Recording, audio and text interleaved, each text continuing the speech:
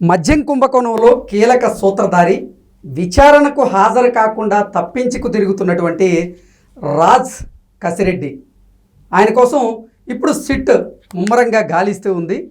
ఆయన 2,000 కోట్ల రూపాయలతో విదేశాలకు ఉడాయించారు అనేటువంటి వార్తలు కొన్ని వస్తున్నటువంటి నేపథ్యంలో ఆంధ్రప్రదేశ్ పోలీసులు మాత్రం ఆయన ఎక్కడికి ఉడాయించలేదు, ఇక్కడే ఉన్నాడు, ఆయన మేము పట్టుకొని తీరుతామంటూ వారు చెప్తున్నటువంటి నేపథ్యంలో అసలు రాజ్ కసిరెడ్డి విషయంలో ఏం జరుగుతుంది అనేది పూర్తి స్థాయిలో మనం విశ్లేషణ చేసుకుందాం. ప్రస్తుతం మనతో పాటున్నారు జనసేన పార్టీ రాష్ట్ర అధికార ప్రతినిధి శ్రీనివాస్ గారు. సార్తో మాట్లాడదాం. సార్ నమస్తే. సార్ నమస్తే.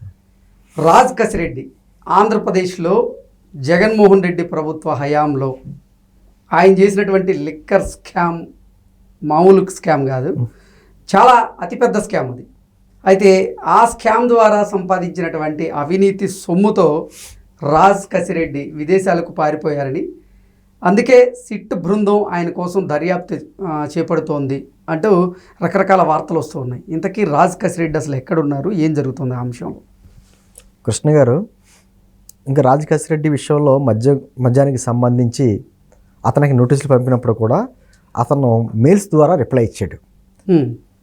నాకు సంబంధం లేని కేసు అది, నేను ఏదో ఐటీ దాంట్లో ఉన్న వ్యక్తిని తీసుకొచ్చి నాకు మద్యం కుంభకోణానికి సంబంధించి నాకు ఎలా ఇస్తారు, దేని గురించి నన్ను సంబంధం లేనప్పుడు విచారణకు హాజరవ్వాలి, నోటీసులు పంపుతున్నారు అని చెప్పేసి మెయిల్స్ ద్వారా రిప్లై ఇచ్చాడు. అందరూ అనుకున్నారు ఇంత మెయిల్స్ ద్వారా రిప్లై ఇస్తున్నాడు, నాకు సంబంధం లేదని చెప్పేసి చెప్తున్నాడు, అటువంటి వ్యక్తిని ఎందుకు అరెస్ట్ చేయట్లేదు అనేటువంటిది సహజంగా కలిగేటువంటి ఒక అనుమానం. ఎదురుగుండా మనిషిని అరెస్ట్ చేయకుండా ఎందుకు బృందాలు ఎదుగుతున్నారు అనేటువంటిది. ఎలకను పట్టుకోవాలంటే కృష్ణ గారు చెయ్యి పెట్టకూడదు, కలుగులో పొగెట్టాలి. పొగ పెడితే ఆ ఎలకతో పాటు మిగతా ఎలకలన్నీ బయటకు వస్తాయి. ఇప్పుడు చేస్తుంది అదే. ఓకే, అంటే ఎందుకంటే కేవలం ఇప్పుడు అతను అరెస్ట్ చేయడం వల్ల ఉపయోగం ఏమీ లేదు. అరెస్ట్ చేసిన వెంటనే అతను మళ్ళీ ఏదో రకంగా బెయిల్ తెచ్చుకోవడమో లేకపోతే తెలియదు, గుర్తులేదు, నాకు సంబంధం లేదని మాట్లాడితే రకరకాలుగా చెప్పారు. అది కాదు, అసలు ఈ కుంభకోణం వెనకాల సూత్రధారులు ఎవరో పాత్రధారులు ఎవరో మొత్తం తెలియాలి. అది ఏ విధంగా అంటే అతనికి ఉన్న ఆరోపణలు ఏంటి, ఏ అయితే మద్యం డిస్టిలరీస్ ఉన్నాయో అవి ఒక్కొక్క కేసుకి 150 నుంచి 450 రూపాయల వరకు ఎవరైతే కమిషన్లు ఇచ్చారో ఆ కమిషన్లు ఇచ్చిన వారికి ఆర్డర్లు ఇవ్వడం, వచ్చిన కమిషన్లని ఇతను కొన్ని వివిధ రూపాల్లో ఆ డబ్బుని పెట్టుబడులు పెట్టడం, వారికి సంబంధించినటువంటి బాస్కి అందించడం అనేటువంటిది పెద్ద స్కెచ్ అది. అందుకనే ఇప్పుడు ఈడీ ఏం చేసింది, అతని భార్య మీద కూడా, అతని భార్యకి సంబంధించి హైదరాబాద్లో ఉన్నటువంటి ఒక ఆర్ఎట్ హాస్పిటల్కి సంబంధించి దాంట్లో డైరెక్టర్గా ఆ భార్య ఉంది కాబట్టి ఆ హాస్పిటల్లో సోదాలు నిర్వహించింది. అదేవిధంగా ఆయన కుమార్తె కూడా ఇన్ఫ్రా కంపెనీలో కొన్ని పెట్టుబడులు పెట్టారని అక్కడ నిర్వహించింది.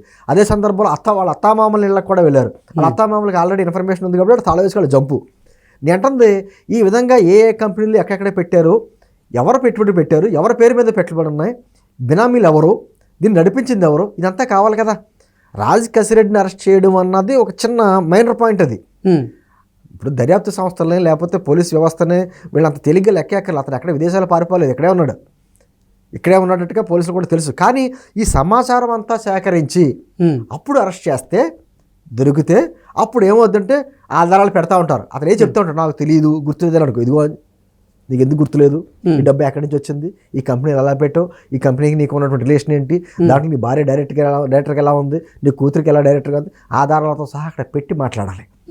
ఇప్పుడు రాజ్ కసిరెడ్డి ఈ లిక్కర్ స్కామ్ ద్వారా సంపాదించినటువంటి ఈ అవినీతి సొమ్మును, ఈ బ్లాక్ మనీని ఆయన వైట్ మనీగా మార్చేందుకు కొన్ని సంస్థల్లో ఆయన పెట్టుబడులు పెట్టాడు అనేటువంటి ఆ విషయాన్ని కూడా ఈ సిట్ బృందం అయితే బయటికి కూపిలాగే కదండి. చాలా పకడ్బందీగా కొన్ని బృందాలుగా ఏర్పడి అసలు ఏ ఇన్ఫ్రా కంపెనీస్లో కావచ్చు, ఐటీ కంపెనీస్లో కావచ్చు, లేకపోతే కొన్ని సినిమాలకు సంబంధించినటువంటి సంస్థ కూడా ఏర్పాటు చేశాడు ఆయన.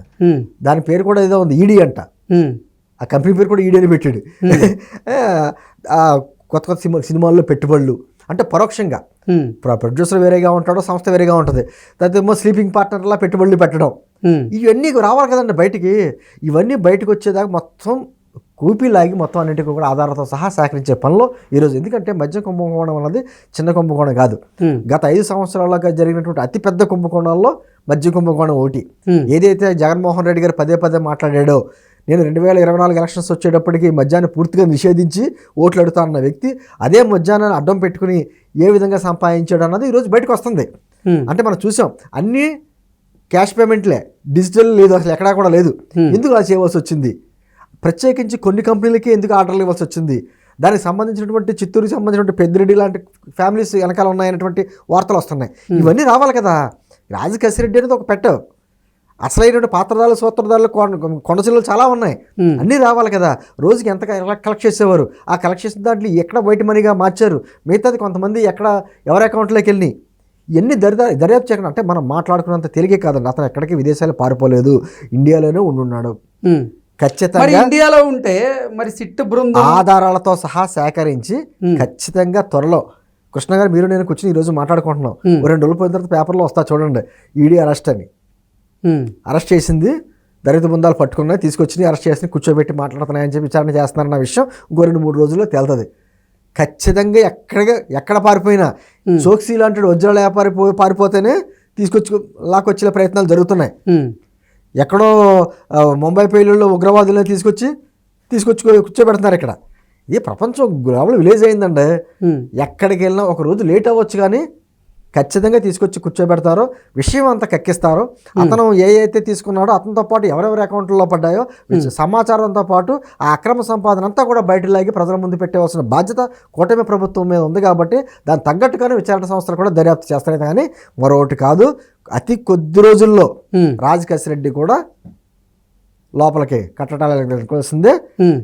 అతను అదృష్టం బాగుంటే అప్రూవర్గా మారుతాడు, విషయం అంతా బయట పెడతాడు.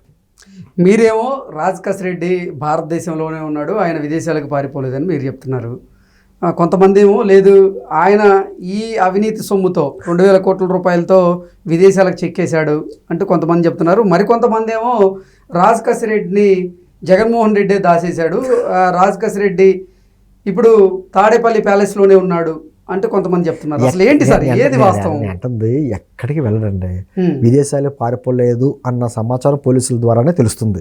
ఇండియాలోనే ఉన్నాడు, ఇండియాలో ఏ కలుగులో దాక్కున్నా లాక్కొస్తారు. అంటుంది సరే 1000 కోట్లు 2000 కోట్లకి తీసుకుని ఆ బ్యాగులో సర్దుకుని విదేశాలకు వెళ్ళిపోతుంది ఈజీ ఏం కాదు. అది సినిమా కాదు. మనకి 1000 కోట్లు తీసుకెళ్ళి ట్రాన్స్ఫర్ చేసుకోవాలంటే ఇక్కడ నుంచి అంత ఈజీయా? దానికి హవాలా రూపాయలు వేరే రూపాయలు వెళ్తాయి, ఏ రూపాయలు వెళ్ళినా అన్ని సమాచారం వస్తుంది. భార్యను వదిలేసి, కూతుర్ని వదిలేసి, ఇక్కడ ఆస్తులను వదిలేసి అతను ఎక్కడికి వెళ్ళిపోతాడు, ఎన్నాళ్ళు ఉంటాడు? ఒక వెళ్ళిపోయాడు అనుకుందాం, విదేశాలు వెళ్ళిపోయి ఇక్కడ భార్య ఇక్కడే ఉంది కదా, వాడికి సంబంధించినటువంటి అసెట్స్ అన్ని ఇక్కడే ఉన్నాయి కదా, బిల్డింగ్స్ అన్ని. లేకపోతే ఇంకొకటి సార్, ఒక డౌట్ నాకు, అసలు రాజ్ కసిరెడ్డికి ముందస్తుగా సమాచారం ఎలా అందుతుంది? ఎస్, ఇది ఇంపార్టెంట్ పాయింట్. నేను అంటుంది ఖచ్చితంగా మాకు కూడా ఉన్నట్టు అనుమానం. ఇంకా వారికి సంబంధించినటువంటి కనీసం ఏ గవర్నమెంట్ ఉన్నా కూడా నండి, ఇయ్యాలని కాదు, ఏ గవర్నమెంట్ అధికారంలో ఉన్నా రాజ్ కసిరెడ్డి ఇంట్లోకి వెళ్ళక ముందే వాళ్ళు అక్కడి నుంచి పారిపోతున్నారు. అదే ఆ సిట్ బృందం వీరింటికి రాకముందే వీరు అసలు ఇంట్లో లేకుండా పోతున్నారు. అది ఏంటి ఈ సమాచారం ఎక్కడి నుంచి అంటే అది గమనించి బయట పెట్టాల్సింది, కనిపెట్టవలసింది ఇంటెలిజెన్స్ వ్యవస్థ. ఎందుకంటే చాలా పకడ్బందీగా ఉంటాయి ఈడీ దర్యాప్తులు, కానీ అవి కూడా కానీ మూడో గంట తెలియకుండా ఆ ఆఫీసర్ ఇమ్మీడియట్గా జరిగేటువంటి దర్యాప్తులు ఉంటాయి. సరే, అది కూడా బయటికి వెళ్తుందంటే ఇంకా జగన్మోహన్ రెడ్డి గారి మనుషులు లేకపోతే వాళ్ళ ప్రాపకం పొందినటువంటి వ్యక్తులు ఇంకా కీలక స్థానాల్లో ఉన్నారని చెప్పి చెప్పకనే చెప్తుంది. విషయం అర్థమవుతుంది కదండి. అంటే దీన్ని అసలు ఎవరో అటువంటి పాత్ర పోషించిన వాళ్ళు ఎవరన్నది ఇంటెలిజెన్స్ వ్యవస్థ కనిపెట్టాలి. ఎందుకంటే ఖచ్చితంగా సస్పెన్షన్ లో ఉన్నటువంటి ఒక ఐపీఎస్ వల్లే ఇదంతా బయటికి. అంటే మీరు ఐపీఎస్ అంటున్నారు, అదే ఐపీఎస్ రఘురామకృష్ణరాజు గారి కేసులో ఉన్నటువంటి ఒక ఐపీఎస్ ప్యారలల్ గా ఒక వ్యవస్థనే నడుపుతున్నాడటువంటి ఆరోపణలు కూడా ఉన్నాయి బయటికి, సమాచారాలు కూడా కొన్ని వస్తున్నాయి బయటికి.